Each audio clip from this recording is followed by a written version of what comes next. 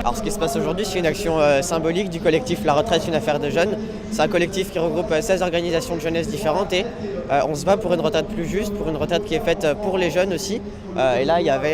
c'est un pot de non-départ en retraite finalement. C'est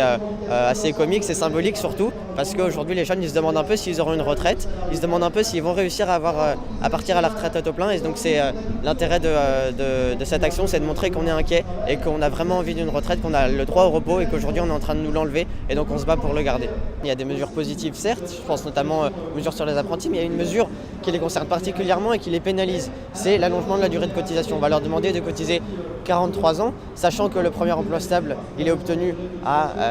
27-28 ans, qu'il y a une nécessité d'avoir un niveau de qualification plus élevé, donc de faire des études plus longues et qu'il y a une précarité qui est immense chez les jeunes.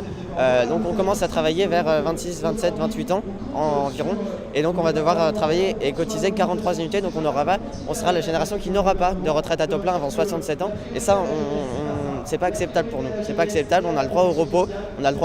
en bonne santé aussi et l'argument de la durée de vie augmente, donc on peut augmenter la durée de cotisation, c'est un faux argument. La durée de vie en bonne santé elle régresse et on veut pas que la transition entre le monde du travail et la retraite ce soit une transition entre le monde du travail et le monde de l'hôpital, donc c'est pour ça qu'on est là aujourd'hui. Alors cette réforme elle touche particulièrement les jeunes puisque on a des fausses mesures déjà qui sont annoncées par le gouvernement. Déjà sur le rachat des années d'études, on nous promet une aide pour pouvoir racheter nos années d'études, ce qui est déjà prévu par la réforme Fillon de 2010, sauf que cette aide-là elle est de 1 000 €, tout en sachant qu'une année d'études elle coûte entre 3 000 et 5 000 € à racheter. Et cette aide de 1 000 € elle est valable uniquement dans les 5 à 10 ans après l'obtention du diplôme. Donc aujourd'hui, quel jeune, par exemple, qui a fait un master, donc 5 ans d'études, peut se permettre de sortir, 3 x 5, 15 000 € avec une aide de 4 000 € maximum. 5 ans après la fin de ses études, c'est absolument impossible. Aucun jeune n'a les moyens d'avoir épargné autant pour pouvoir se racheter ses études.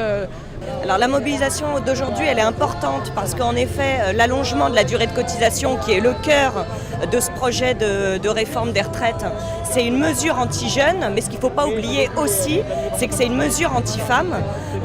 en l'occurrence parce que les femmes, et c'est statistiquement démontré, ont des durées plus courtes, ont des carrières plus courtes, parce que interruption de carrière pour les enfants, parce que surchômage féminin à tous les âges de la vie, parce que par ailleurs elles sont plus diplômées aussi et donc elles entrent plus tard dans la vie active. Toutes ces raisons font qu'avec le temps partiel aussi, temps partiel veut dire salaire partiel, carrière partielle et retraite partielle, fait qu'elles ont, c'est la double, triple peine pour les femmes. Aujourd'hui, donc en Conseil des ministres, le gouvernement présente son projet de réforme de retraite.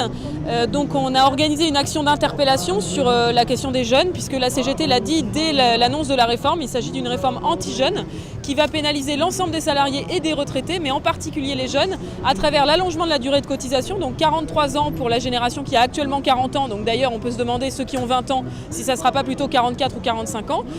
Et puis de l'autre côté, aucune mesure pour prendre en compte les évolutions de la jeunesse, en particulier l'allongement de la durée des études. Donc la CGT revendique la prise en compte des années d'études dans le calcul de la retraite. On a eu une réunion hier de la commission exécutive confédérale lors de laquelle on a décidé d'appeler l'ensemble des salariés des organisations syndicales à travailler pour construire dans l'unité une nouvelle journée nationale interprofessionnelle de mobilisation sur la question des retraites, sur la question de l'emploi, sur la question des salaires, pour faire entendre nos revendications à ce gouvernement et permettre que les salariés se fassent entendre.